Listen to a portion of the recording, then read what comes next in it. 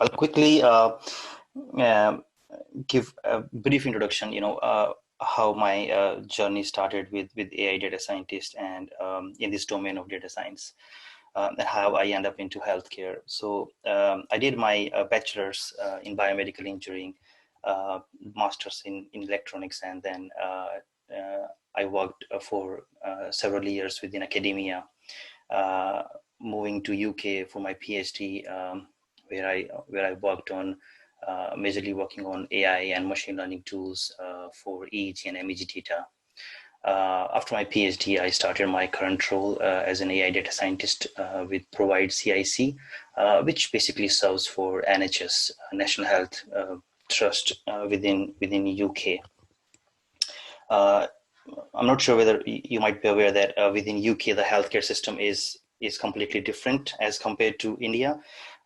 Here, majority of the healthcare area is controlled by or is owned by government rather than private sector, and NHS controls everything, or you can say govern basically the whole healthcare within UK. So today I'm going to talk through about AI and data analytics in healthcare. I'll focus. My focus will only be on working out the challenges and opportunities within healthcare domain for AI and data analytics. I won't be going into detail of mathematical concepts behind AI and data analytics algorithms. I have seen previous lectures and I think most of the fantastic people covered all these details. Today I'm going to focus on key areas within these two domains and in how they apply in healthcare. So let's start with the contents of today's talk.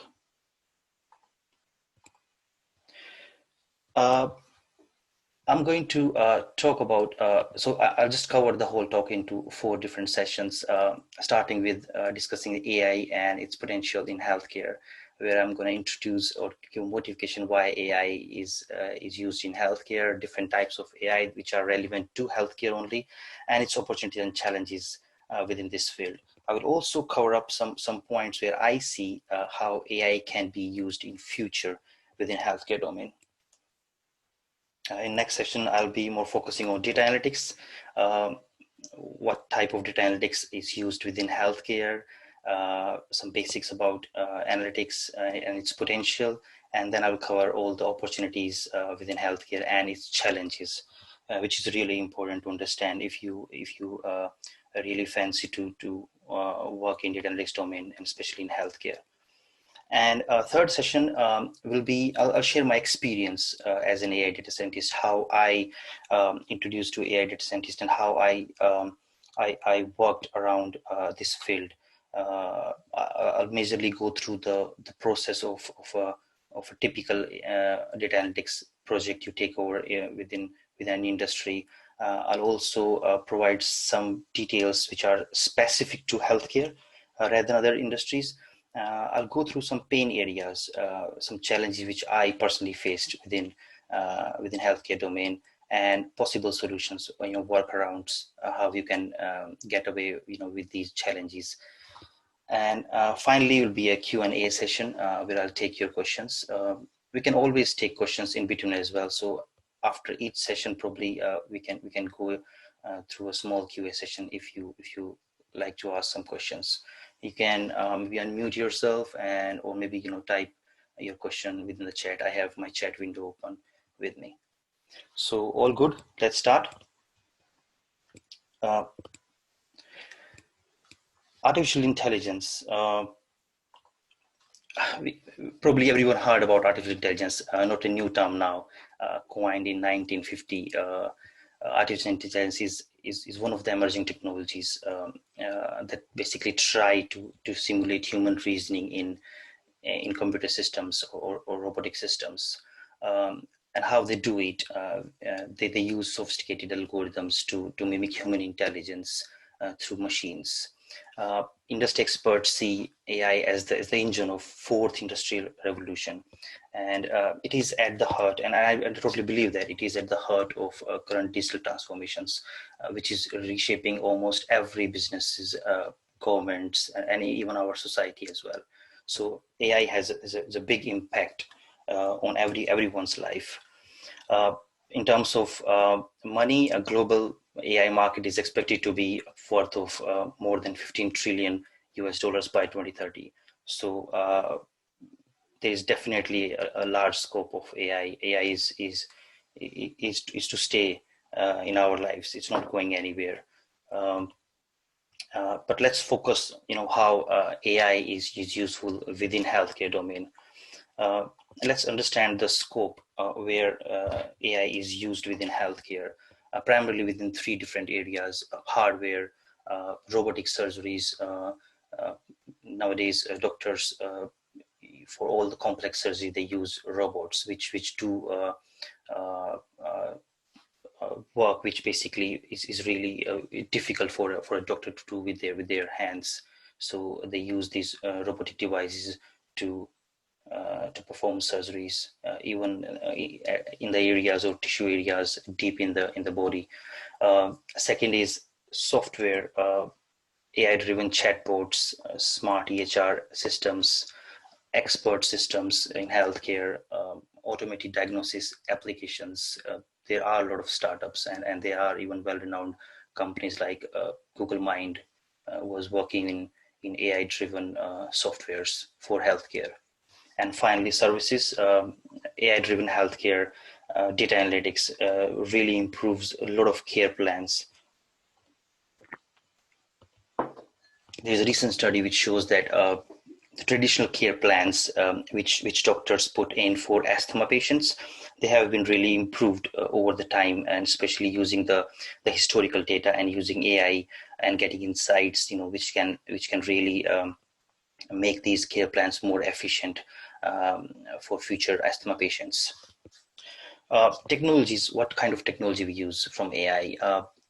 I think we use, from very basic technologies like expert systems, which use conventional AI, rule-based AI systems. We use machine learning algorithms. We use SPMs, neural network, deep learning, which is one of the fastest growing machine learning technology within healthcare. We use natural processing a lot within healthcare. We use robotic process automation. Probably you heard about robotic process automation. It's a new technology which is growing. It's not very new, but it's relatively new technology, or maybe application of AI to improve repetitive processes, or you could use digital workforce rather than humans within healthcare. In terms of applications, diagnosis and treatment, disease diagnosis and treatment is one of the key area where AI has been create a big impact within healthcare. Patient engagement and stratifications. We understand, being in healthcare, that patient engagement is the key to make sure that patient recovers from any condition, and AI is really helping patients to get engaged with the technology, or maybe to the care pathways, and also in patient stratification, to find out cohort of patients that are maybe more prone to a particular kind of a disease. On also administrative areas where robotic process automation majorly impacted this section, to remove all the admin works that clinicians have to do, and let them focus on their main job, which is to see patients. The end users for AI in healthcare are definitely healthcare providers, clinicians, doctors, healthcare payers, insurance companies, patients themselves, and of course pharmaceutical companies. They have been using AI a lot within their processes for clinical trials, for drug deliveries, for drug discoveries, and all these things. Let's go to the next section where we're going to look into what type of AI we use, and maybe some use cases of all these type of AIs. Machine learning. uh, Machine learning, you know that this is an application of AI that, or a branch of AI, I would say, that provides systems the ability to automatically learn and improve from their experiences without being explicitly programmed. Um, these we use machine learning models, train them, and then use these trained models in real world applications. In healthcare, there are a lot of different algorithms has been used. Majorly, we use neural networks, followed by my personal favorite, SVM. Uh, of course, we use logistic regressions, random forest, and hidden Markov has been used for temporal data analysis within healthcare domains. Uh, in terms of different types of machines, we used, I think, all the three big ones. Supervised learning we use for disease diagnosis. So supervised learning is where the machine learns by, using label data. Type of problem is like classification or regression type of problems are handled by supervised learning. And it has been used for diagnosing the disease a lot. A recent use case is an application developed by Dr. Dheeraj and his team for detecting COVID-19 patients, or diagnosing COVID-19 patients using computer tomography images. They trained the machine learning model on quite a large cohort of CT images of COVID-19 patients and healthy patients, and they got very good high accuracy within that one. So that's a classic example how supervised learning works within for disease diagnosis. And unsupervised learning, where the machine is trained on unlabeled data without any guidance. We use associations or clustering technologies basically to find out the outputs of a given sample of data. A classic example of unsupervised learning is clinical decision support systems within healthcare. These clinical decision support systems, basically they keep working on the data in the background, and then create cohorts of the data, and especially used in population health management or public health management. And third type is reinforcement learning, where basically the machines or agent learn by interacting with its environment, by performing actions and learning from errors and rewards. A classic example of reinforcement learning within healthcare is drug discovery, which involves analysis of various possibilities of molecule compositions and try to find out the best combination of compositions of different molecules, and how their and effect will be on the patient. Another example for this one is in clinical trial dosing. For example, if a pharma company come up with a drug and they wanted to find out what can be the best or optimal dose for a particular condition or particular severity of a condition for a drug. So reinforcement learning really work around to finding out the best possible doses for a particular condition. Next one is natural language processing. It's growing really, really fast. It's a branch of AI that basically helps computers understand, interpret, and manipulate human languages. In simple explanation, NLP covers two primary disciplines, which includes concepts of computer science, and then they are work around concepts of linguistics to create the whole NLP technology. NLP includes many different techniques for interpreting human languages, ranging from statistical and machine learning methods to rule-based and algorithmic approaches. Basic NLP tasks include tokenizations, parsing, stemming of data, part of speech tagging, language detections, and work around semantics relationships. In general, it's basically a breakdown a whole textual data into short elementary pieces, and then try to find out relationship between them, and then try to make sense or make knowledge out of that textual data. that's where basically natural language processing works within healthcare. Now it's also growing very fast. The global market, NLP market, was around $1 billion USD in 2016, which is expected to increase threefold by end of 2021. So within a span of 5 years, it is growing 3 times. So you can see, how much potential is within, natural language processing especially within healthcare.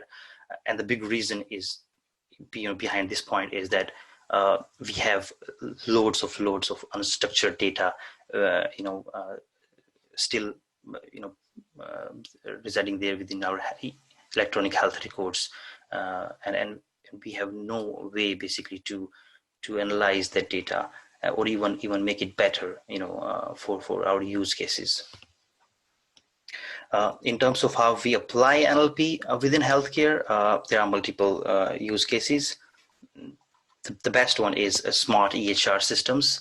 NLP can help in enhancing, EHR stands for electronic health records. So NLP can help in enhancing the accuracy and completeness of these electronic health records by transforming the free text that is saved into these health records and standardize these data. And once it is standardized, then it's a bit easier to find the insights from the data.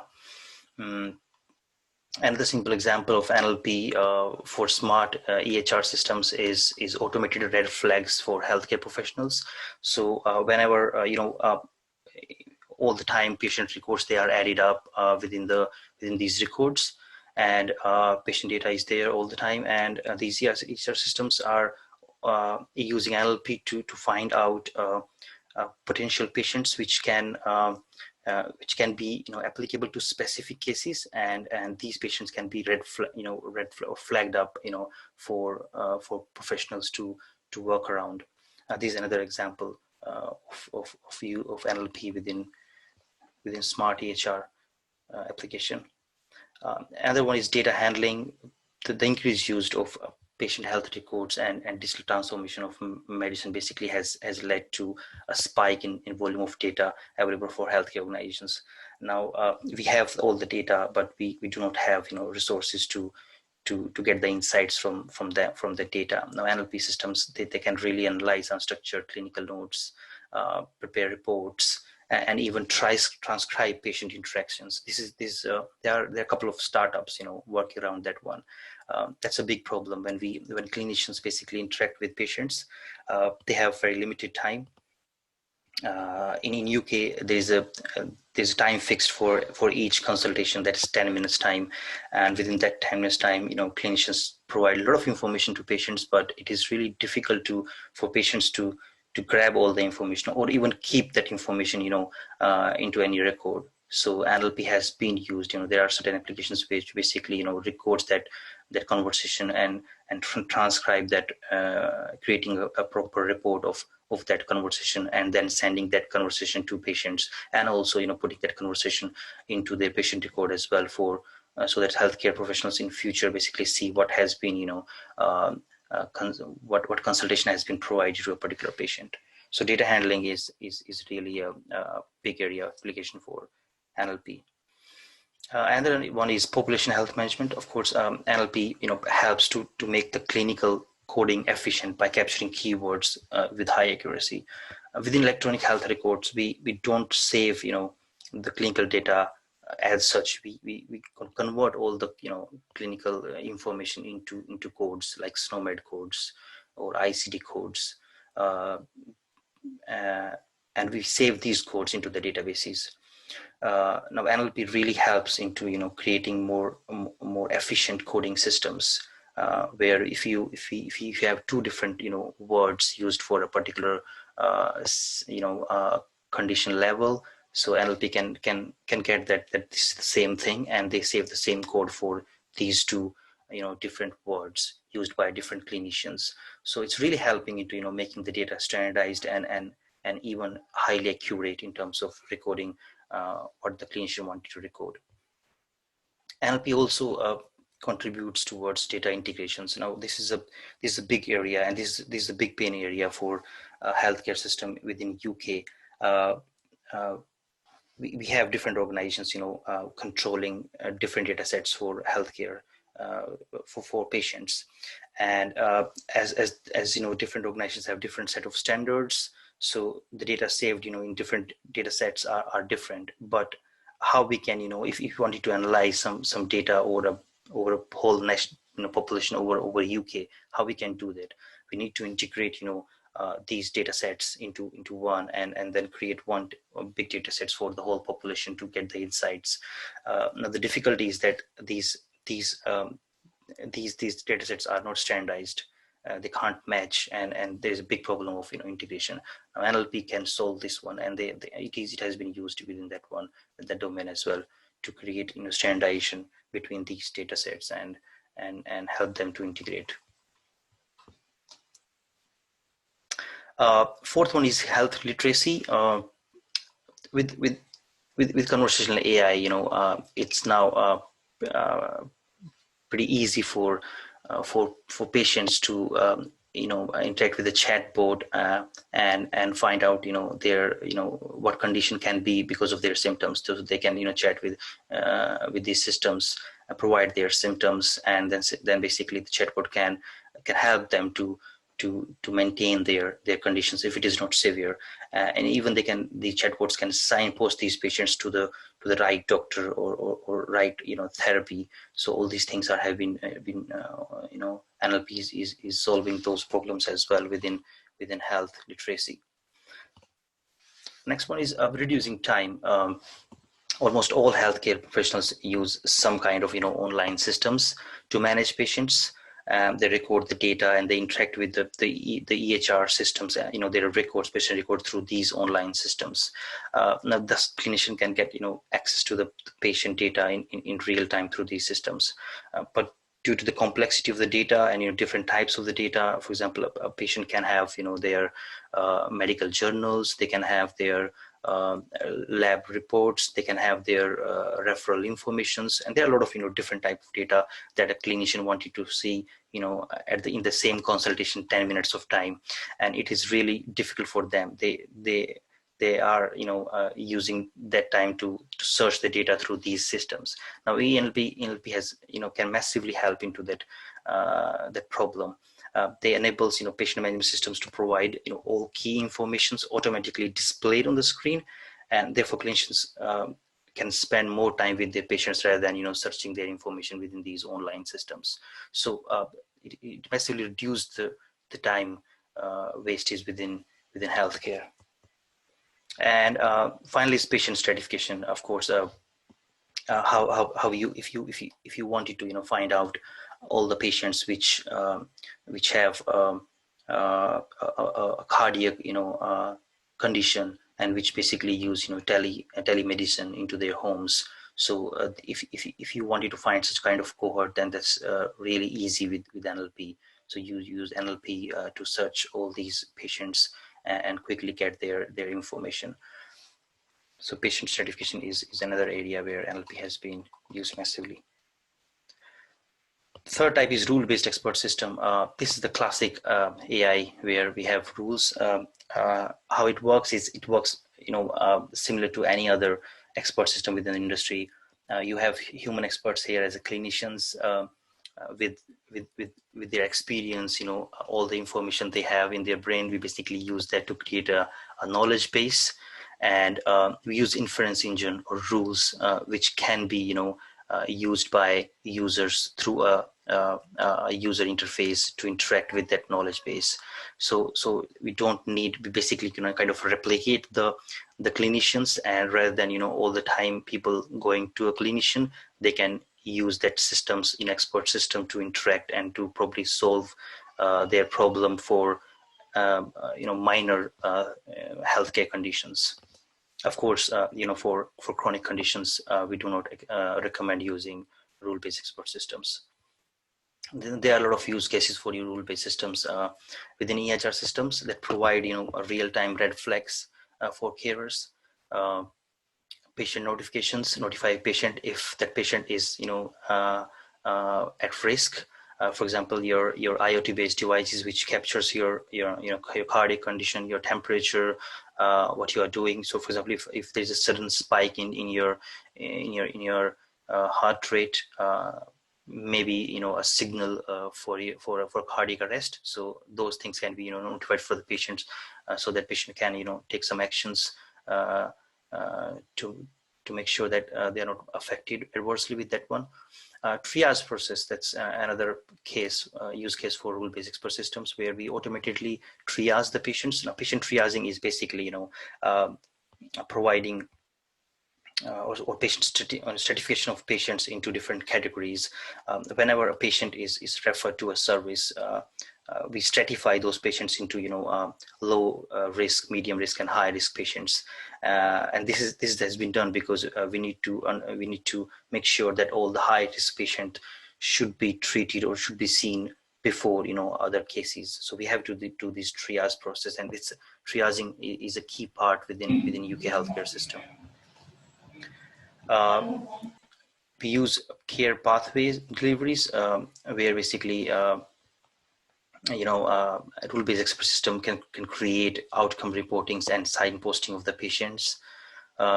We use intelligent assessments, where patient can directly interact with self-help systems and do their assessments, which helps the patients to quickly get insights into their current conditions. Fourth type of AI we used is robotic process automation.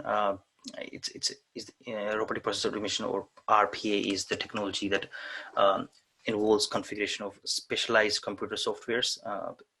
Sometimes they call it as robots or bots, and these bots basically emulate and integrate all the actions of a human interacting with any digital system. And they help healthcare to execute all the administration processes which were conventionally done by the healthcare professionals. RPA bot utilizes a kind of a user interface to capture data and manipulate applications, just like humans do. Classic example of RPA application is we have developed and implemented an intelligent referral manager within our organization, which basically do a lot of automation works, like reading the emails from the referrers, getting the information from the emails, automated parsing of information within the attachments or documents we receive as referral forms, and put all the information into the EHR systems.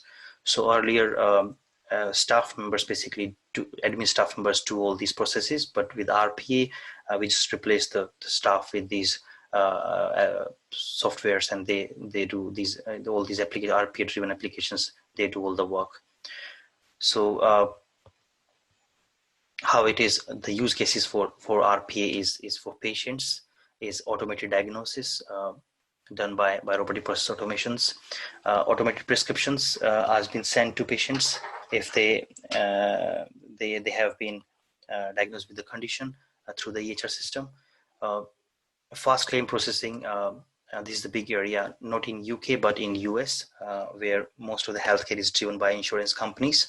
So your claim processing can be really fast with robotic process automation, where you cut down the time, and they can work by 24/7. Your boards can work 24/7.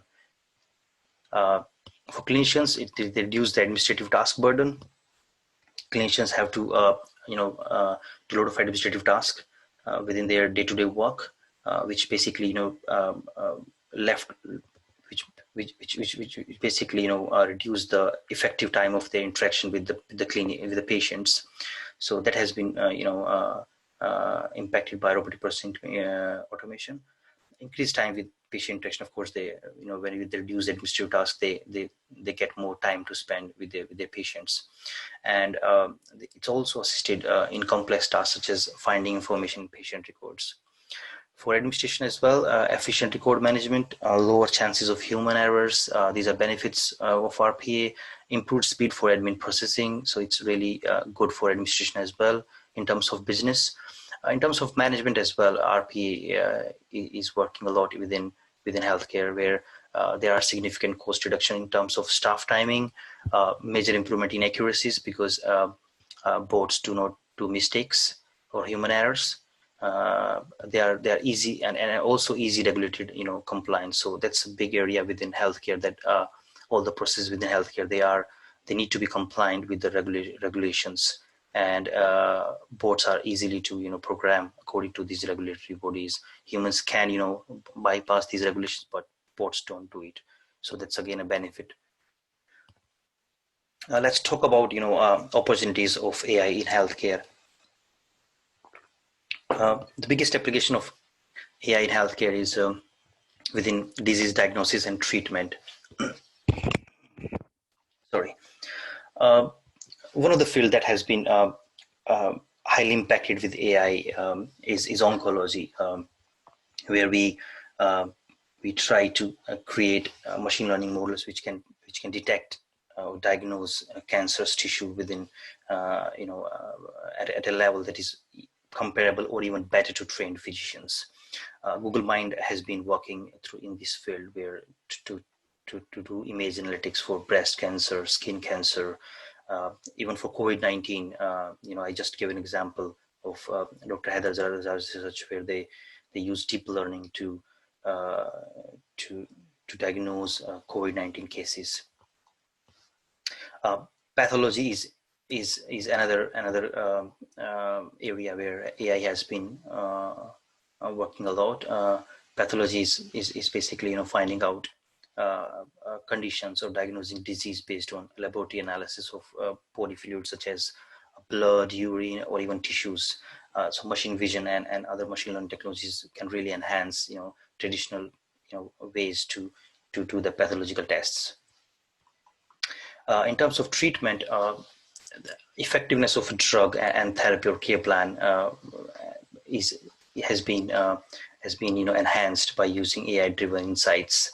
There are a lot of startups that are working towards how a treatment works for a particular case or particular condition, which drug is more effective, which is not, what care plan suits more or not, and all these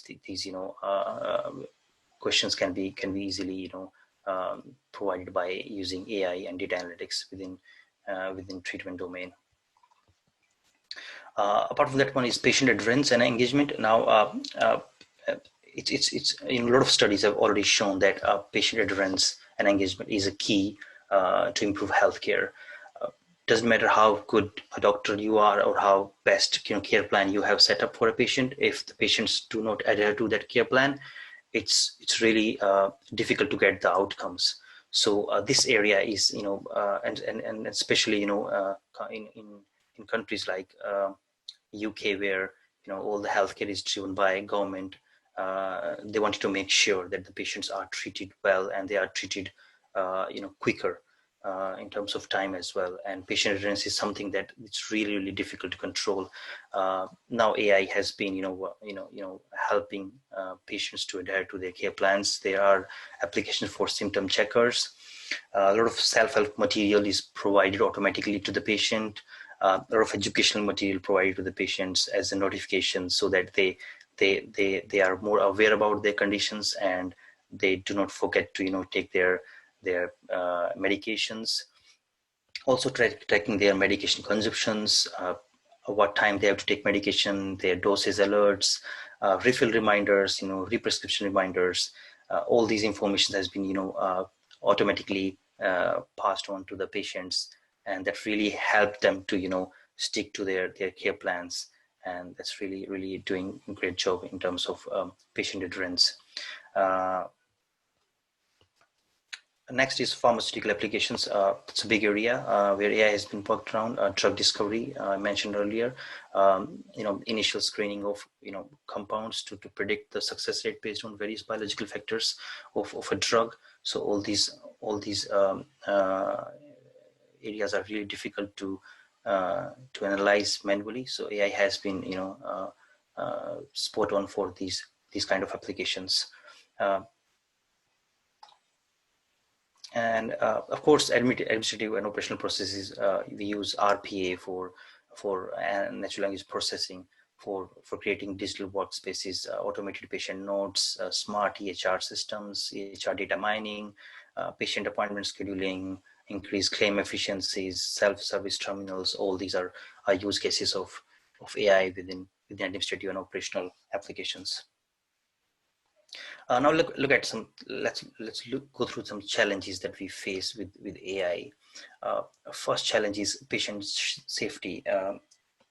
What can be patient safety implications with use of AI? And I think the healthcare domain is the, I would say, this is most of the scared domain as compared to others for implementing AI. It's really not open up to accept AI right now, and it's really difficult to convince clinicians or policymakers within healthcare domain to use AI, and all because of these challenges. There are some nice reports developed recently by NHS around AI, NHS Digital, which are really useful to understand and to go through if we are working or if you plan to work towards AI-driven startups or AI-driven applications for healthcare domain.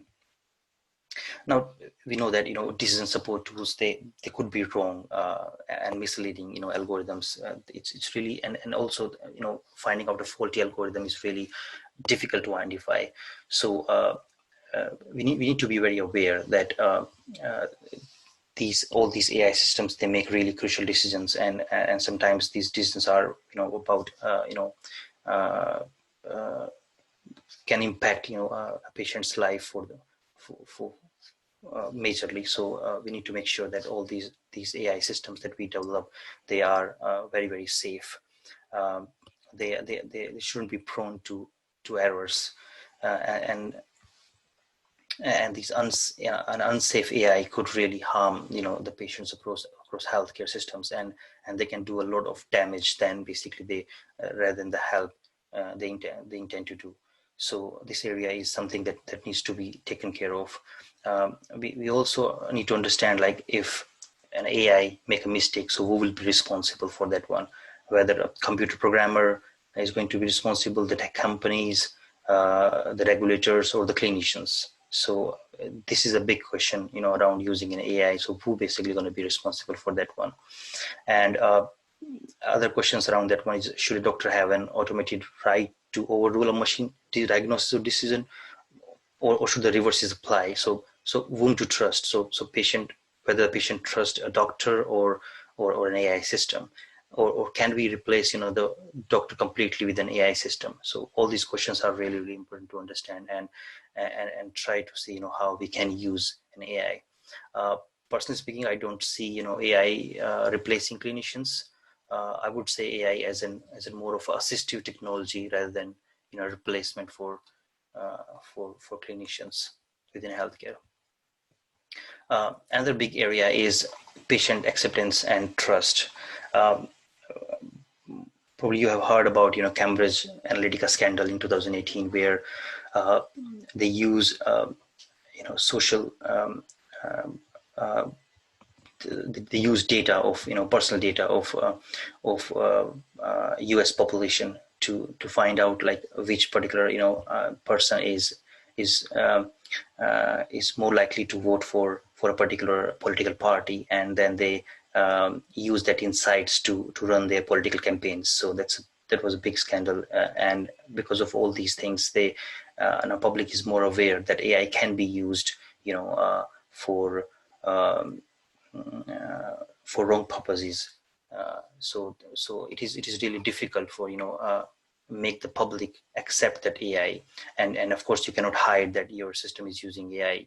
So it is really under the rules or regulations. You have to make sure that the patient understand that the system they are using is actually using an AI underneath, and all these things are really, really important in terms of creating an acceptance and trust within the public for AI systems.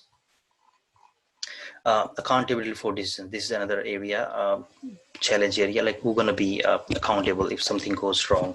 I mean, it's a fundamental question, at the heart of any conversation between clinicians or healthcare organizations or policymakers.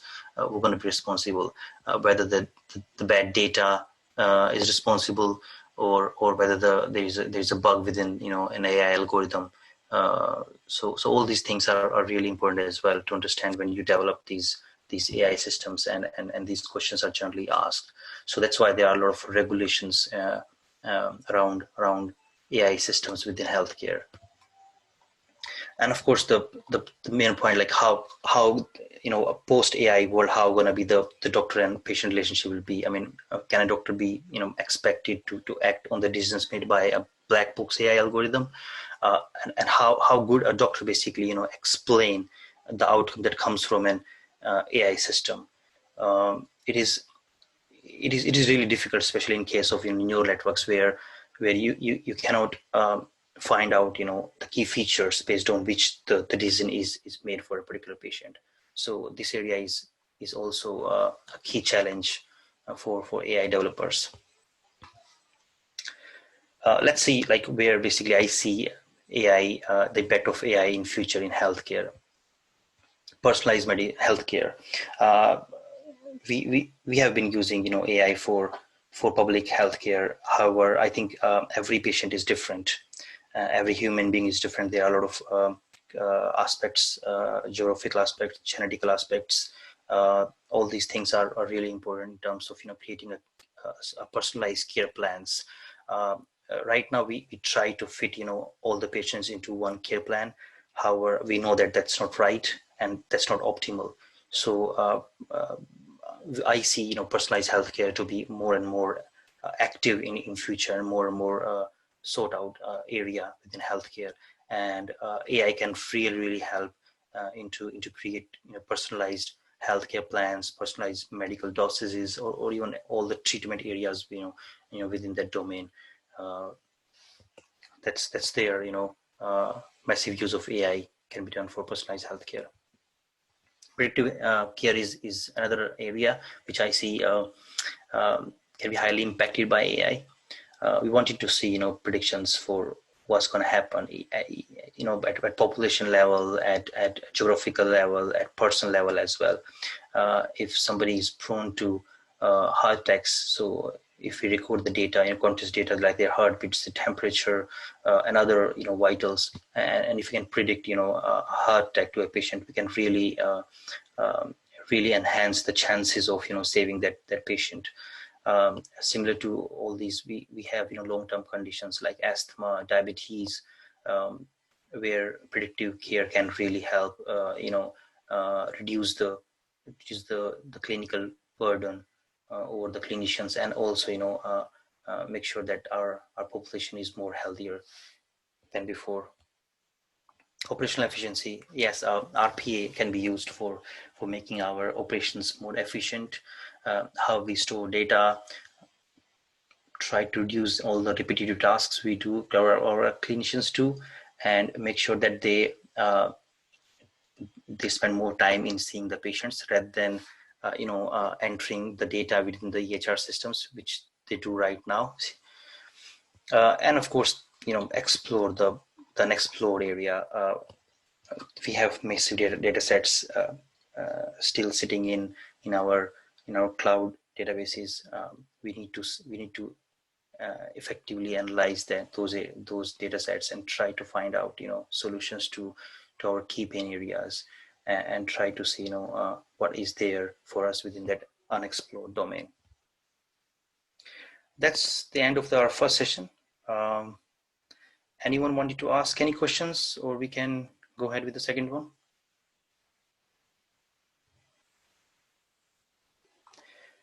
Okay, so let's go with the second session now. So what is data analytics in healthcare? Now, there are many definitions for data analytics, and it changes based on its application or even different business areas. I see the simplest definition for data analytics is the discovery of meaningful patterns in data. That's the simplest one. Or you can say the entire process of data collection, extraction, transformation, analysis, interpretation, and reporting is all data analytics. According to NIST, analytics is used to refer to the methods, the applications in tools, and results of the use of the tools as interpreted by any practitioner is a data analytics. There's another simplest example or simplest definition of data analytics is that synthesis of the knowledge from information is data analytics. Nothing more, nothing less. But let's understand why we wanted to use data analytics in healthcare. Now, a study says that human body contains 150 trillion gigabyte of information. That's massive information. That is equivalent to 75 billion fully loaded 16 GB Apple iPads. You can assume how much information we are carrying. We haven't even started analyzing all the informations. Just assume how much things we can do with that information, analyze them, and what insights we can get about our body. So this is something that motivates of using data analytics within healthcare. A study estimates that 30% of all the electronic storage data in the world is occupied by the healthcare industry. Now, this study is basically, based on its analysis on the countries where we store healthcare data. Now we know that in UK and US, we store all the healthcare data. You can find, healthcare records for every citizen.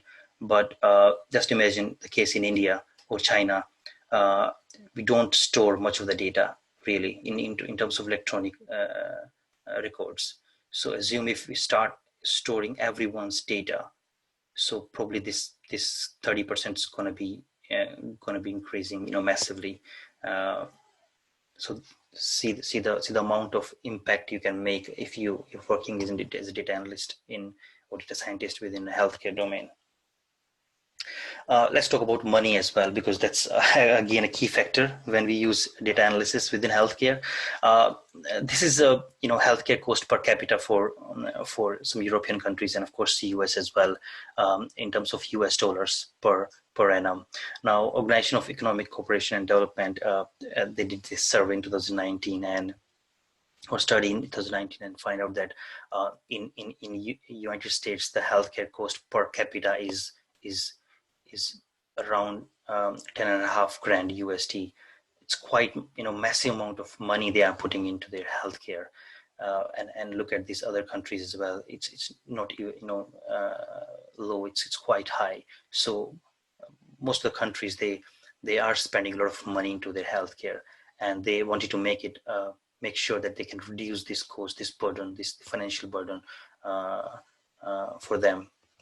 And we know that European countries and for US, they have aging population, so they don't see this cost going to be reduced over the next 10 or 20 years. It's going to be increasing over the time. So they understand the possible impacts it can do on their economies.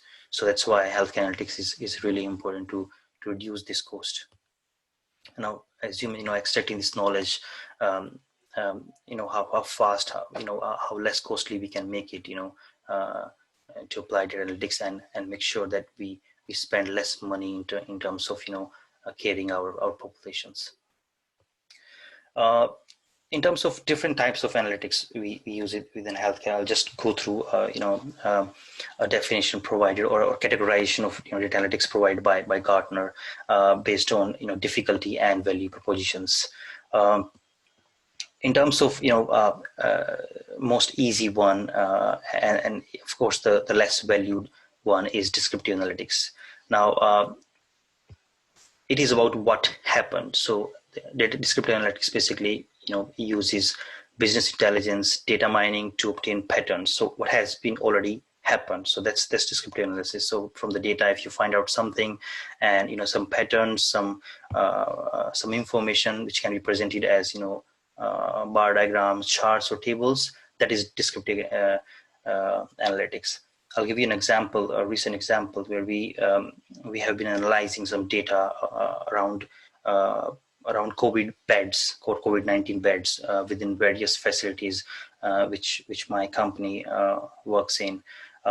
So if we wanted to find out like how many number of beds or are available at a particular time for COVID-19 beds available in different locations, that's descriptive analytics.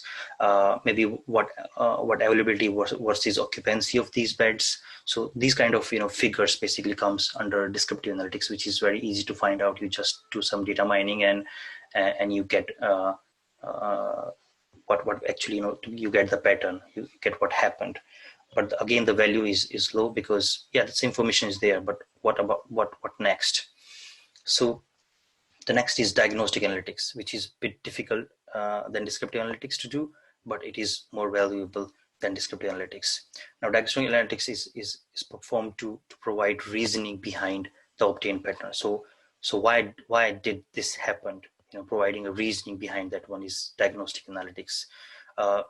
Tools used within this approach are drill down techniques, data discoveries, correlations we use for this diagnostic analytics. In the case of my use case, like doing a data analytics for COVID-19 beds, so finding out reasons like why COVID-19 occupancy is high or low in a particular location. So if I need to find out the reasons behind a particular occupancies or status of occupancy in a particular location, so I did some diagnostic analytics. I have to do some diagnostic analytics to that one. Now the next one is predictive analytics, which will say like what will happen. Now Gartner mentioned what will happen as the key term for this one, but I don't think so. It should be what might happen. Oh, it's difficult to write. It's really difficult to write. I'll try it right. There you go. Okay, probably you can read this one. So it's not what will happen, because of course you cannot be sure by predictive analytics that this is going to happen. So what might happen, it's more of a forecasting, and predictive analytics use statistical models and forecasting to predict possibilities of getting a particular pattern in a particular sample population. For example, in my use case, like how to predict COVID-19 bed availability if open in a particular location. For example, if we assume that we are opening another location in a particular area, so what bed availability going to be in that area? So this kind of predictions, if I can do with that statistical model, that's the case of predictive analytics. Of course, it's more difficult as compared to the previous two.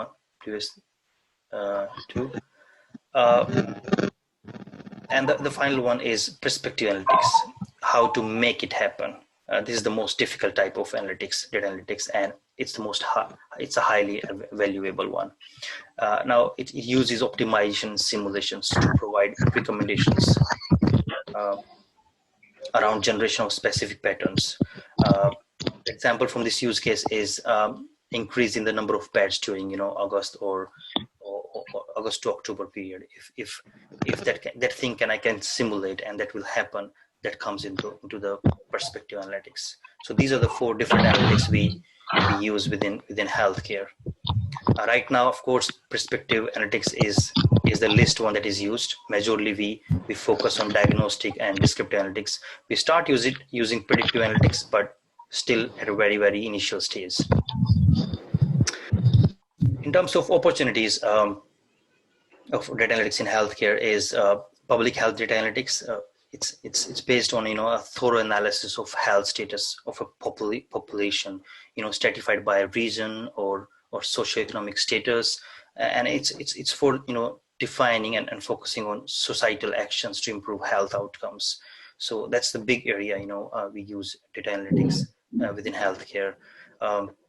We focus on big data analytics here within that thing, because there are these are complex data sets. These are in all varied forms. They have a large number of relationships within them. So we use all the big data analytics into this section. Prevention of chronic disease. This is another area. This is one of the most widely used case of data analytics in healthcare domain. How we can basically prevent happening of chronic diseases in future. Patient support and enrollment, finding out key patient cohorts for support and providing notifications and self-help material to those patients. We wanted to healthcare system within UK wanted to know like which patients are highly likely or have high risk of going into a chronic, stage of a condition, and so that they can pre-intervene, with that patient and provide them, support, before that condition is to happen. So that's another area. A lot of work has been going on in long-term chronic conditions like diabetes type 2, asthma, COPD. Um, of course, optimizing care pathways. We know that our care pathways are not optimal. We need to make sure that they keep improving. And we also know that over the time, environment changes, societal, economical environment changes around population, which basically makes our current care plans less optimal over the time.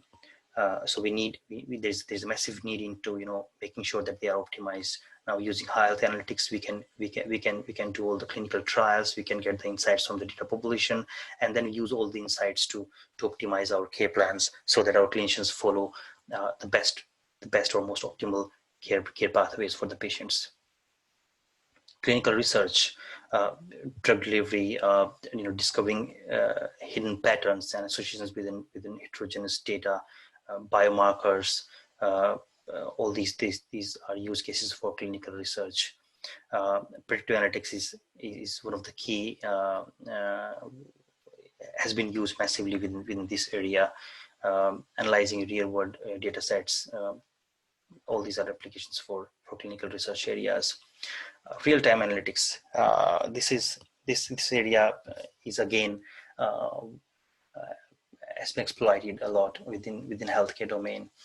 Within our ICUs, care homes, we use a lot of real-time data analytics, especially in cases where we wanted to alert the patient or maybe alert the carers about the conditions. It is very valuable in UK and handling our aging population. Within UK, we see a large population of old people. They live alone in their houses, without carers or their family members with them all the time. So they use a lot of IoT devices, and we also use a lot of sensors within their homes, which basically provides real-time information to us, whether a particular patient is at risk, or maybe something bad happened with a particular old man, maybe falls, or maybe they are not moving around properly, or there is some problem. And we also understand that old age people, they are really reluctant into providing their information, or maybe asking clinicians to help them. So that's where we use real-time analytics to determine which particular patient is at risk, and then intervene at a suitable time. Predictive analytics, we talk about this one a lot, how we can predict future events within healthcare, whether a particular patient is going to be or its condition is going to be bad or it's going to be good. So all these informations we do through predictive analytics. Patient and healthcare staff safety as well. This is another area. AI data analytics has been used a lot to finding out patients. When we have most of the patient management systems, they have red flagging mechanisms within the systems, where basically whenever a clinician has to visit a patient home, they red flag things about the patient, whether this patient is have a previous history of drug abuse or alcohol, or whether they have there are safety issues at the house. So all these things are flagged, so that the clinicians or the nurses which visit their homes, they make sure that they are aware about the safety concerns with that particular patient. So this is something that's really important as well. Avoidance of patient readmission as well. Using data analytics, we can create processes which avoid patients to readmit to the hospitals. What are the challenges? There are some key challenges using data analytics within healthcare. The biggest one is privacy, ethics, and security. Data privacy is one of the biggest challenge we face within healthcare. Highly sensitive data is there, which can be used uh, for all the bad purposes if we just put the data into wrong hands. There's a recent example of such case. There's a big startup company, AI driven company, Babylon, within UK, and recently they had a big data breach where their patient data or patient visit or patient conversation data videos, basically they are shared to other people, and other people basically get an access to your personal data, which is your conversation between you and your physician. So that's something that is need to be considered very, very carefully. And because of all these incidences, we are keep making our regulations very, very strict over the time, and that definitely hinders uh, the the innovations we can do within data analytics, because if you start analyzing a data, it's really difficult to get hold of the data first point.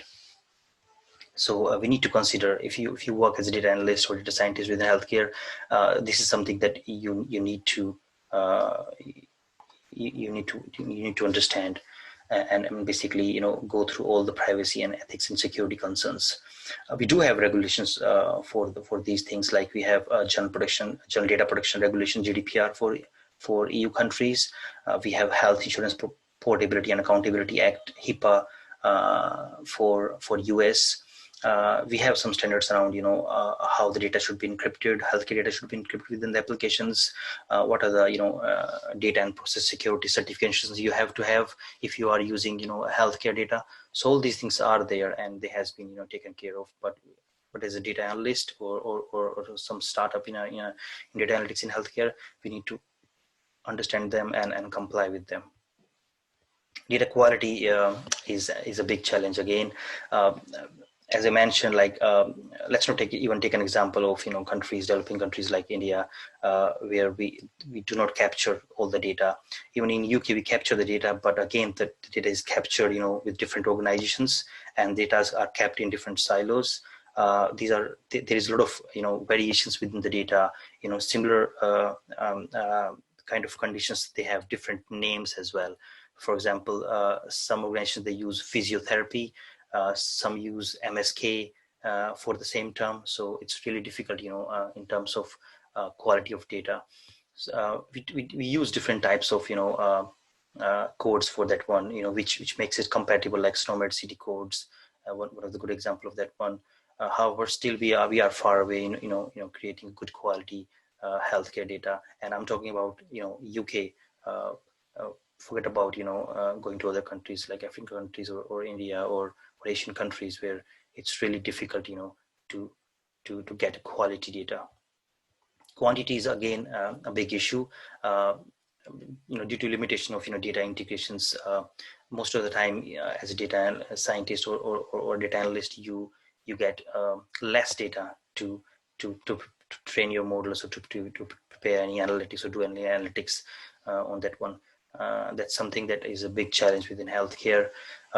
Also, because your access to data depends on the clinician consent as well. If clinician is not provided a consent to share the data for research purposes, you won't get the data. So there are a lot of barriers around accessing high quality or high quantity of the data.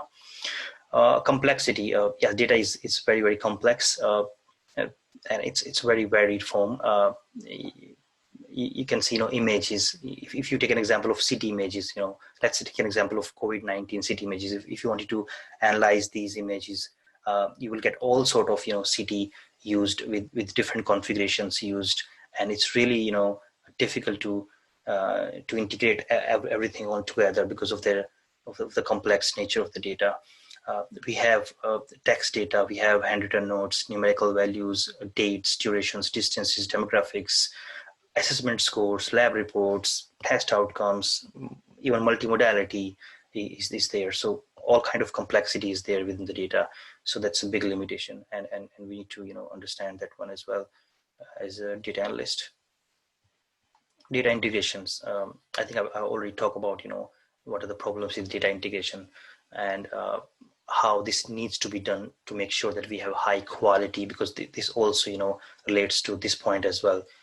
If we can do a good data integration, we can definitely achieve high good data quality, and of course solve the problem of quantity as well. Interoperability standards. This is again kind of a regulation put in by within healthcare. So it's a challenge. I see this as a challenge because the systems we are creating, we need to make sure that whatever information they are providing, that should be matched to other informations that are there within healthcare domain. In a data-driven, healthcare environment, interoperability and standardizations are key to deploy the full potential of the data. If we miss, if we try to overlook interoperability and standardization, then definitely we end up having different answers to the same question, and that's not solving anyone's problem. So we need to make sure that we understand the interoperability standards that are put on, and follow them within our development processes. One good example of for if you wanted to develop some softwares around based on data-driven softwares for healthcare, we have fast healthcare interoperability resources, FHIR regulations. You can follow them and make sure you follow them while developing your products. Otherwise, they are not acceptable within healthcare.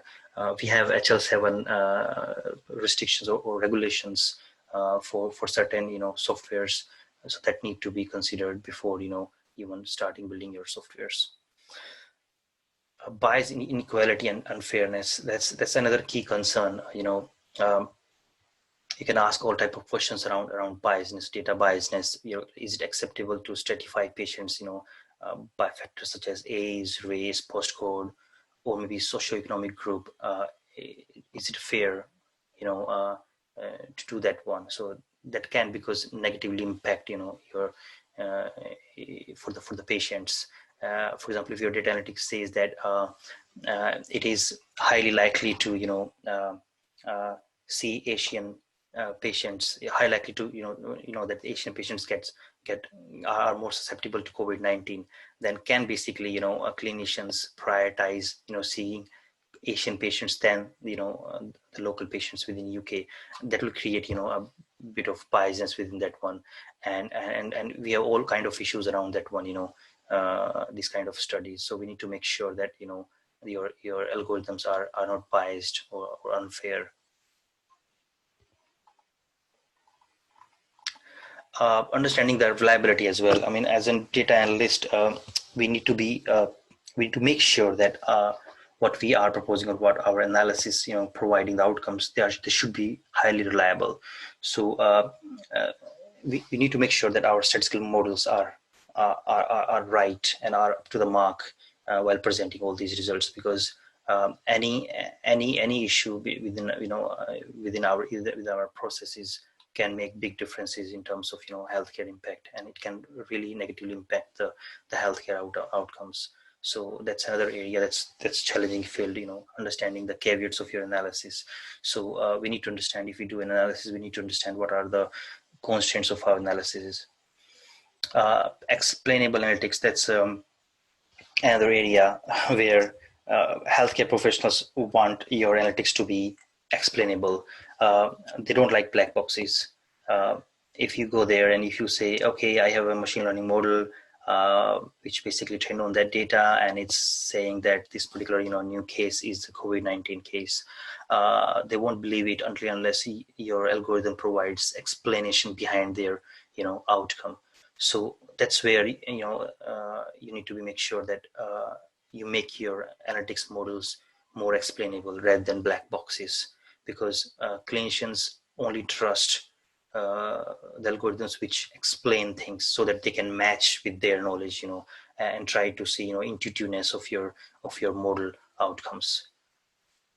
The last one is patient consent and information governance. This is again big area that you need to make sure that the data you are using is that you have the proper consent from patients, and patients are aware that you are using their data. We have information governance, which is very, very strict within UK. Believe me, if you wanted to get hold of healthcare data, it takes several months' time, to go through the IG process itself. So make sure that you understand the whole information governance process and all the key areas within that one to make sure that your project will be successful as your data analytics project will be successful within healthcare. Let's move to the next session, where basically I will share my experience as an AI data scientist in healthcare. I'll start with the process and go through all the key steps within the process.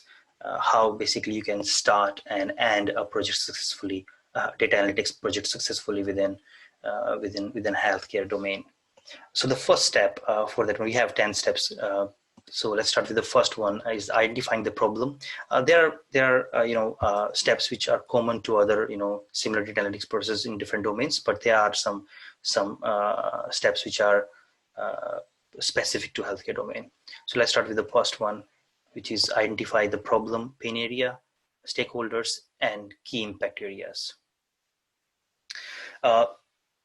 Let's assume that there's a problem. So you need to understand the business logic behind that problem. So rather than just the problem, it's better to understand the business logic behind the problem, because that will help you to better understand the problem and the impact it will create, in different areas of your domain. I'll take an example here, like how we can basically reduce the number of do not attended cases for face-to-face appointments. If this is a problem, so you need to understand how big is the problem, how many services are impacted with that problem. Also understand, the views of the clinicians around that problem to better, hold of your problem. Find out key things like how much cost is associated with that one, what is the business impacts around that one, how much resources are basically negatively affected by this problem. So this is the first point, identifying the problem and the areas around that one. Identify the stakeholders. Second step after that one is to make sure that you understand all the related teams within your organization. Your operations team, your knowledge management team, your, of course, information governance team, because you are doing data analytics, so definitely always keep IG team into your loop, because you need those guys. Your IT and data team, that will help you to give your data and give access to the data. I would say these four teams are the key things. It also depends on your problem as well. You can have more teams or less teams based on your problems. But to make sure that you have all the key stakeholders into your list. What are going to be the key impact areas? For example, if you see, if you do this problem, if you solve this problem, so what's going to be, before and after effect of this data analytics project? So what are going to be the financial impact, social impacts, operational impacts, patient care impact? There are a lot of healthcare companies, especially like my companies. It's an social enterprise company, so it's not more into financial impacts, but they are more into social and patient care impacts. So you need to understand, your ethos and vision of your company to better, formulate your business case before you go ahead. Second step is you assess the data availability and accessibility, and of course, end product required. So the second step, if you pass on the first step, successfully, so the second step is to find out the data, what data you need to solve the problem, where the data is, whether it's in electronic health records, whether they are strategic reports, whether these are PDF files, where the data is saved, whether it's an in-house server, whether it's on cloud, how you can access it, what are the information governance rules around accessing these data sets, what are data transfer regulations? Can you take out the data, out of company server or company network, or you are not allowed to do that one? So you need to make sure, all these things beforehand, before even, going to the next step. These are initial steps you need to take care of. What are, data accessibility regulations around the data? Next is you basically look into your data insight report, and also basically find out like what basically the end product's gonna be for that one.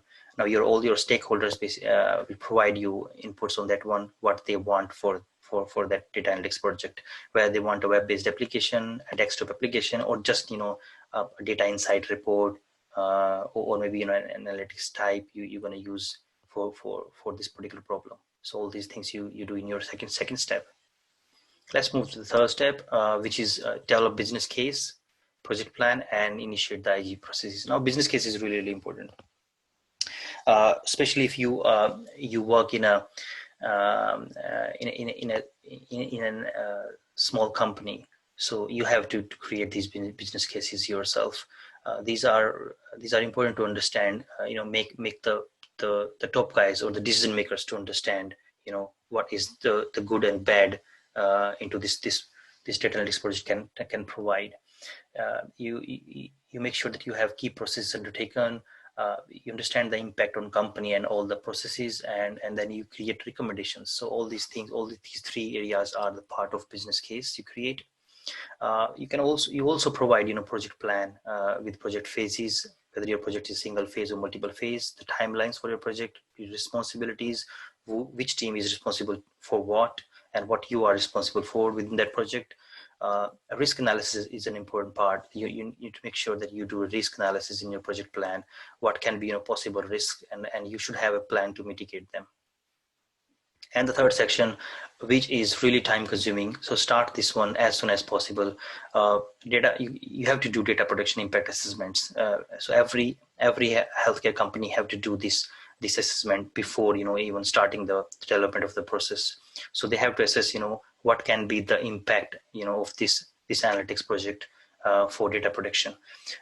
With that one, you have to talk to your IG compliance guys. They'll really help you out in creating that plan or doing that assessment.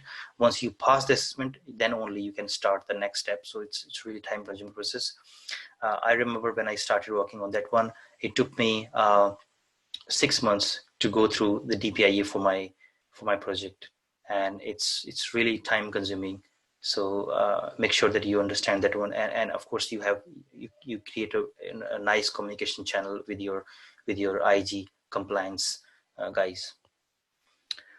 Let's go to the next step number 4. Say you just pass on the IG compliance guys and you get a green signal from your decision makers.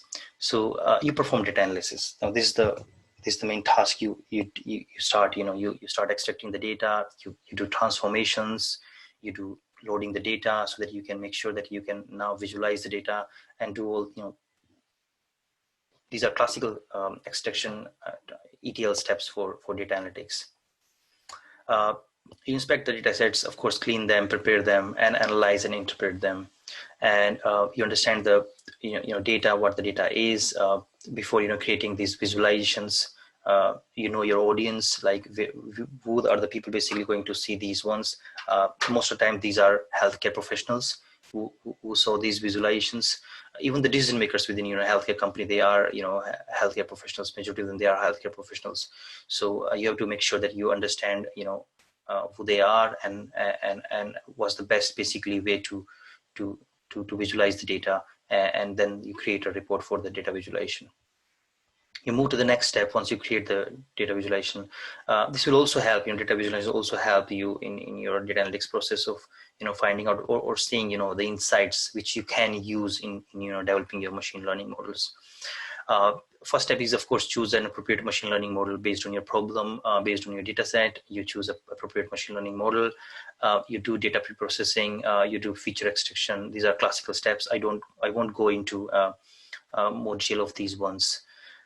You train the model, you perform validations, you do parameter tuning, you evaluate the model on unseen data sets, and of course you do further improvements. So it's an iterative process. So you keep repeating that these steps basically till you get an acceptable machine learning model. Sixth step is to develop and showcase a proof of concept with the minimal viable product. Now that you have to provide that model to the people to use. How you do that one. proof of concept or creating a minimum viable product is the best way to handle that one. Before starting, even developing the MVP, you freeze the features and functionalities of that MVP. Review these with key stakeholders, that what they want basically. Are they happy with these features and functionalities, or they not? Take their feedbacks, review your plan. Then design, develop, and test your MVP. Most of the times, basically, they want that your model to be put into an application, maybe a desktop application or a web application. So you design and develop all these things around your model, and then showcase the outcomes as well on another data set when you design the MVP. When you finalize the testing of the MVP part, so you showcase the outcomes of the MVP, you make revisions based on the feedbacks, and finalize the MVP. Make sure that during these steps you always communicate with your key stakeholders and take reviews from them. Now, if everyone is happy till the MVP and your MVP is working great, good news for you. You can move to the next step: plan and conduct a pilot trial. Now, within healthcare, you cannot go straight away, you deploy our product. Now, before deployment or implementation phase, you have to do a pilot trial, or maybe multiple pilot trials, different locations, different data sets, different conditions. So based on your problem, you have to conduct pilot trials. First step is design the trial, set clear goals, finalize the resources, create a plan for your trial. These are initial steps for the plan. You need to make sure that you have all the resources around that one. Again, your key stakeholders might change into this step, because then some other teams might come in for helping you to conduct the trial. Conduct the pilot trials, provide support during your pilot trials, because the people who are using your product, they are new to it. So you have prepare yourself to even help them to use forget password kind of issues, very small issues, because a lot of clinicians, they are still not highly tech savvy. So make sure that you provide continuous support to the teams who are doing the pilot trials. Get feedback. That's really important. Getting the feedback at different steps of the pilot trial, so you make sure that you improve your product later on. Perform assessments, disseminate the outcomes to the stakeholders. That's the final step. That's really important. Once you finalize the trial, you assess your outcomes of the pilot trial.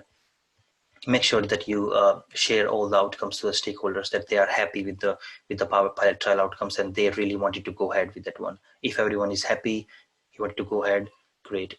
The next step is disseminate the new knowledge. Now, even before you apply your product, there's a step that comes in where you basically disseminate your new knowledge. What you can do for that one, you can generate reports for your stakeholders, share the outcomes and recommendations, review feedbacks. That's the first step. Next step is you develop a strategy, around your knowledge sharing. Now, for strategy, basically you look for partner companies, or maybe partners, or maybe influential in your field, that you can contact to showcase your study, share your outcomes with them, try to see what their views are.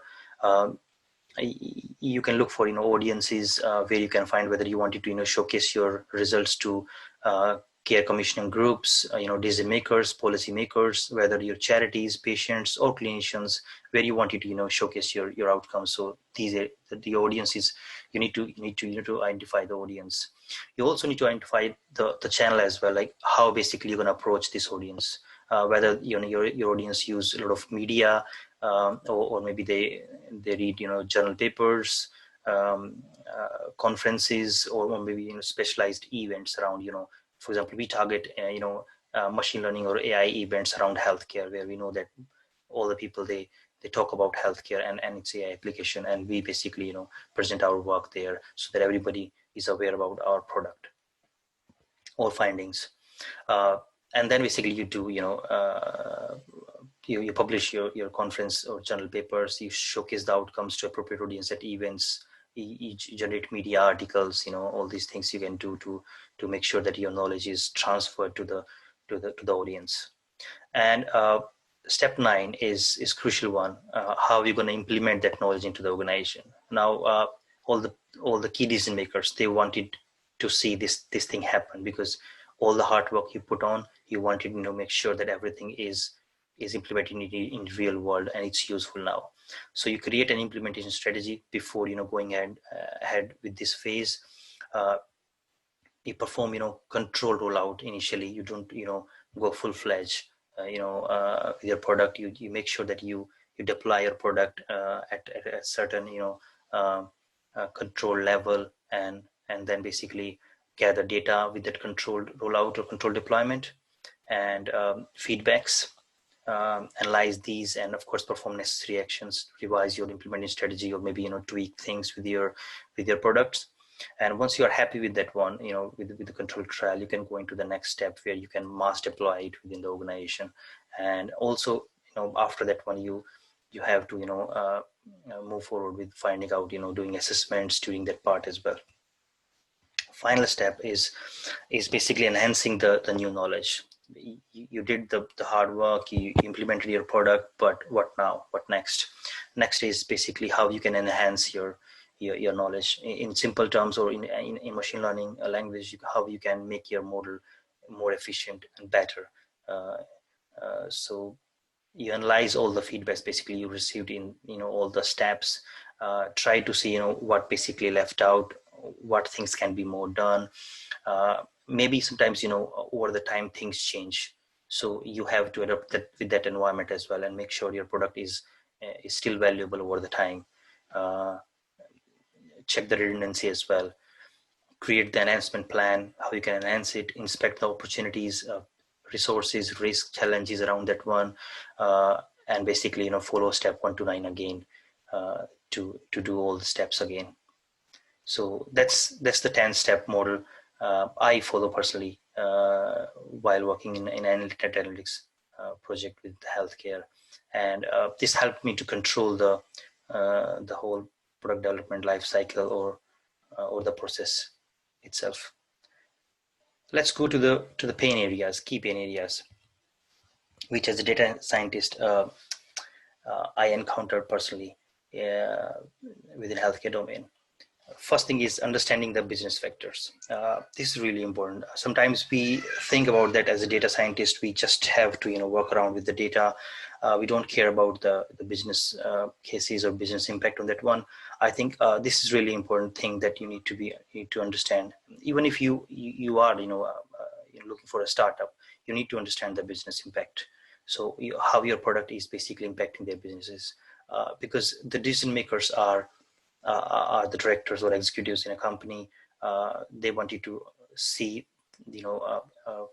some impact, some desirable impact on the business cases.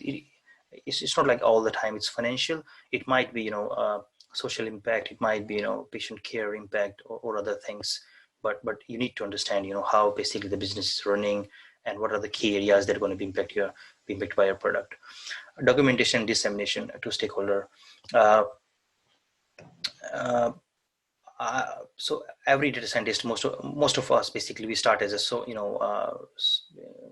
we work with softwares, developing softwares, writing codes. We are more into that one, but we forget about documentation and communication with the stakeholders. So these are again key things.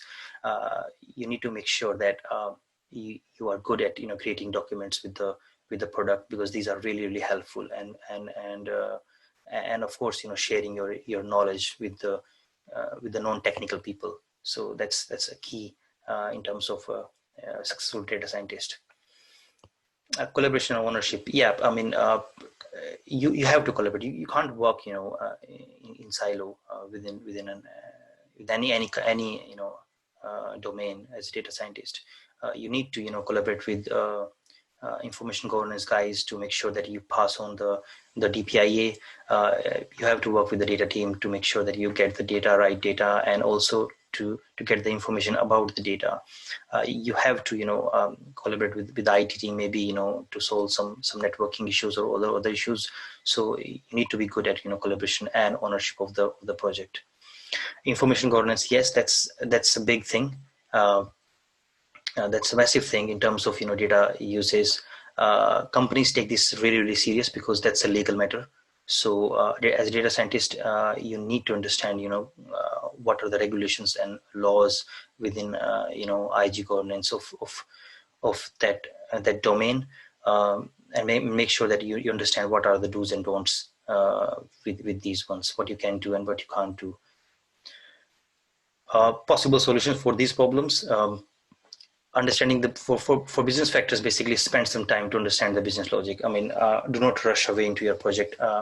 Give yourself time to understand the impacts, possible impacts inside the business. I remember I took like 2 months of the time before even starting my first line of code for my project, because I need to understand the business logic around that one. And it's not always quick. In healthcare, and especially within UK, it's really time consuming, because people they have their priorities. Clinicians have their priority to see the patients, not us as a data scientist. So really get very less time to spend with them and try to understand the business and the processes, other processes around that one. Focus on your soft skills as well. It might be possible that you are really good at coding, but you need to make sure that you are good at documentation, and of course providing presentations, or sharing your information, or sharing your thoughts with stakeholders.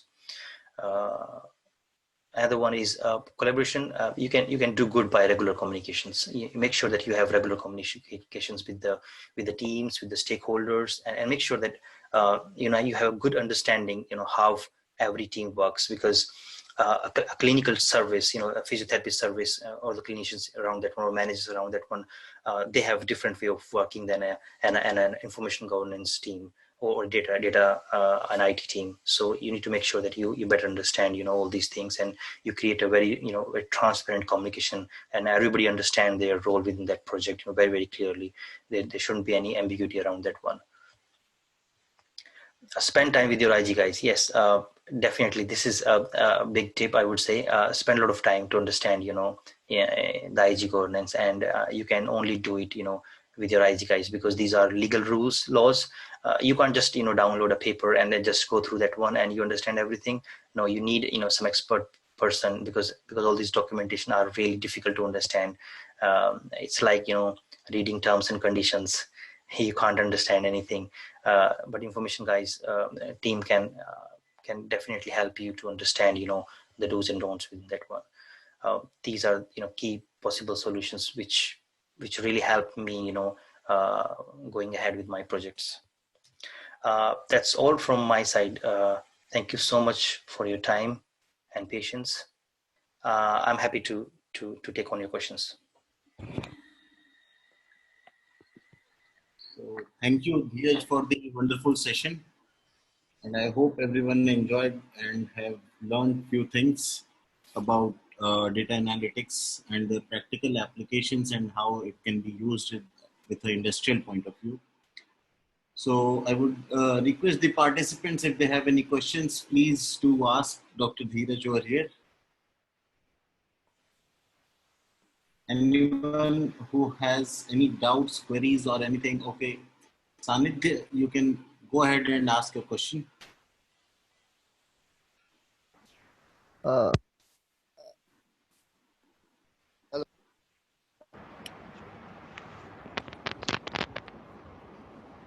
Sanidhya, we cannot hear you just now. Yes. Am I audible now? Yeah. Yeah. So since I used to work in like for a medical company that was Harvard Pilgrim Healthcare, and I know the do's and don'ts about the medical data. But since the medical data that is available for the general public and for someone who is trying to make his way into the machine learning and creating artificial intelligence model, that data is generally scrubbed so as to prevent the basic information about the patients and from where they are. So if I get a data set and I work on it, I might not be knowing that from where that data insights are coming out. So don't you think that is a problem that we should be concerned about, or is there any way from where I can get a resourceful data so as to I can work on my models and be pretty sure, okay, these are the data that I am working on for this country? I totally agree with you. I mean, this is really difficult, to get the whole data, for you. There are always, things within the data that you cannot capture. Um, but I think this is not a big hurdle. I don't see this as a big hurdle because still you have, large number of variables within your data set, and then still you can find out, the impact of those variables onto the outcomes. So it's not, a kind of a deal breaker, I would say. However, to your second part of your question, whether you can get or not, it's really difficult to answer because practically speaking, there is still a biasness. People, even government, they are happy to share, data with big companies, but they are reluctant to share the data with public, or maybe somebody who's not comes from big company background. And this is because they have these very strict regulations around data sharing and data accessibility. They need to assess your capabilities of handling data. For example, if if you start up a company, in data analytics, and you wanted to do data analytics for an healthcare company, they won't share the data with you until unless you have certain certifications with you. Your companies should be certified, through cybersecurity, through GDPR, and there are others basically. So all these, certifications you need to have before even get your hand on the data. And even if you have all these ones, most of the companies, they become more secure. They have really conservative approach around that one. They end up basically asking you as a data scientist to come over to their network, within their network, work on their systems to solve their problem, rather than sharing the data, because they see that the values that the data insights, they don't see that big value, rather than having a legal case on them because of something goes wrong. So I would say it's really difficult to get hold of all the data, and all the data points. Yep. Because nowadays data is like the new currency in the market. Yes, so true, but I think this is something not a deal breaker, as I just mentioned. So probably whatever you got, I think you can still get a reliable machine learning model based on the data available. Yeah. or, Thank you. or you can start with that one, and probably wait for some more data to come in, and then improvise your model. Yeah. Thank you. So, okay, Sanidhya. So, I hope that answers your query. So, Justin Gopinath is sending a message. Sir, any medical data is available in public. So, Dheeraj, would you like to answer that? Yeah, there are a lot of medical data available. I think it's more about in which domain you are looking and what problem you are targeting. It depends on that one. There are a lot of data available online. Even data is available for COVID-19. So I don't think so there is any problem that we do not have open access data for. You can find for that one. Okay, so if there are no more questions, then I would like to end this session over here. Thank you, Dheeraj, so much for this wonderful session. Thank you so Uh, much, Dr. Vishal, for inviting me, and thanks for everyone for spending time. yeah, Cheers. so Thank you. thank you so much. So I'm thank you all for participating in this workshop. This was our first experience conducting this workshop in online mode, and hopefully when this pandemic is over and the situations are back to normal, we will be holding these sessions in offline mode as well, and then maybe you will get a chance to visit our campus in Lucknow. Dr. Haider Raja and Dr. Dheeraj Rathee, I thank you both for giving us the enormous support, which has been it has been tremendous sessions, and as well as support from both of you guys in organizing this workshop. So thank you all for everyone. Dr. Heather is here. I would like to invite Heather to say a few words, just remarks for these sessions. Heather, would you like to add anything? Hi Vishal, I'm with my daughter, so first of all, sorry for her voice. Thank you guys. Thank you for all active participation. And it's very good to see a good number of students and other colleagues and industry partners who attended this workshop. And the videos are available online. Feel free to share with your friends and your colleagues if you want. And we are looking forward for next workshop.